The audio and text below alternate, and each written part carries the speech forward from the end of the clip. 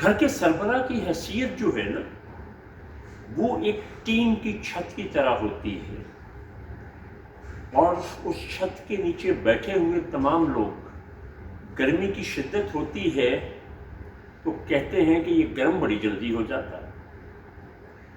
بارش کے جب اولے پڑتے ہیں تو اس کے شور سے کہتے ہیں کہ یار یہ شور بڑا کرتا ہے۔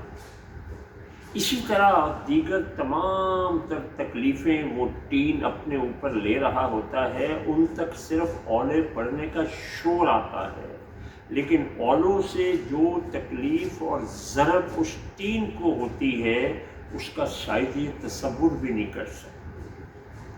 وہ ساری گرمی خود جھیلتا ہے، اور جب گرمی اس کی برداشت سے باہر ہوتی ہے تو وہ تپش پھر کہیں نیچے آتی ہے، لیکن نیچے بیٹھے لوگ اس کو تسلیم بھی نہیں کرتے۔